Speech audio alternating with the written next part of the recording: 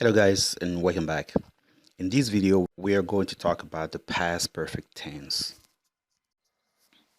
First of all, we want to understand the functions of the past perfect. The past perfect refers to a time earlier than before now. It is used to make it clear that one event happened before another in the past. It really doesn't matter which event is mentioned first. The past perfect makes it clear which one happened first. Some example: event A, Dave had gone out. Event B, when I arrived in the office. Event A again, I had saved my document. Event B, before the computer crashed. Or vice versa, when they arrived, he had already started cooking. For event A. Event B, he was very tired. Event A, because he hadn't slept well. In these examples, event A is the event that happened first and event B is the second or more recent event. It means that event A happened and a period of time occurred before event B happened. Now, how to form the past perfect? The past perfect tense in English is composed of two parts. We first have the past tense of the verb to have, which is had, plus the past participle of the main verb. For example, we got a subject, we have had, and the past participle. In affirmative sentences, we will have she had given. In negative sentences, we will have she hadn't asked. In interrogative sentences, we will have had they arrived. In an interrogative negative sentence, we will have hadn't you finished.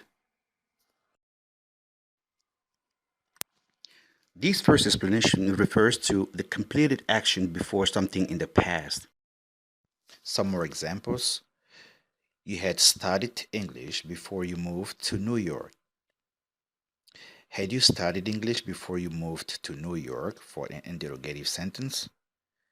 And you had not studied English before you moved to New York for a negative sentence. And as you can see on the timeline right here,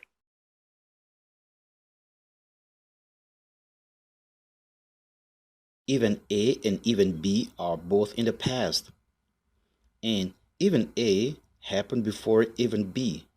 And between both, there is a gap of or a period of time. And this period of time is what we call the duration. A part of being the past in the past, the past perfect can also show that something happened before a specific time in the past. For example, I had never seen such a beautiful beach before I went to Limbe. I did not have any money because I had lost my wallet. Or Dave knew Istanbul so well because he had visited the city several times. But also we can have the past perfect as the duration before something in the past and with non-continuous verbs. Some examples. We had had the car for 10 years before it broke down. By the time Dave finished his studies, he hadn't been in London for over 8 years. Or they felt bad about selling the house because they had owned it for more than 40 years.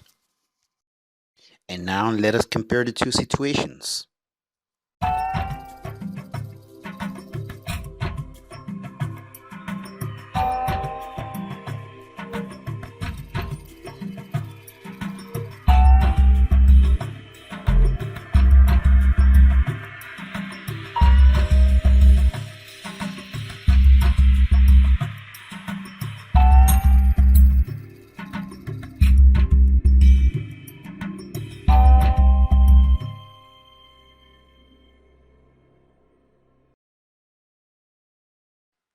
In the main use, You can see that we are talking here about two different events, event A and B, two different and totally separated, single, of course, that occurred in the past, one after another.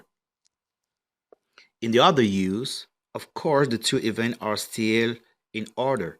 But now we are not only talking about them singularly, we are counting the period of time or the duration between them. And of course, this simply means that using the past perfect, the course of the event is also taken in account. If the past perfect action did occur at a specific time, the simple past can be used instead of the past perfect when, before, or after is used in a sentence. So the words before, after actually tell you what happens first. So the past perfect is optional. For this reason, both sentences below are correct. Check this out. She had visited her American relatives once in 2003 before she moved in with them in 2006. Or, she visited her American relatives once in 2003 before she moved in with them in 2006. However, if the past perfect is not referring to an action at a specific time, past perfect is not optional. Compare the examples below. Here, past perfect is referring to a lack of experience rather than an action at a specific time. For this reason, simple past cannot be used. See the example below. She never saw a bear before she moved to Africa. She had never seen a bear before she moved to Africa. So thank you guys for watching this video. Until next time, bye bye.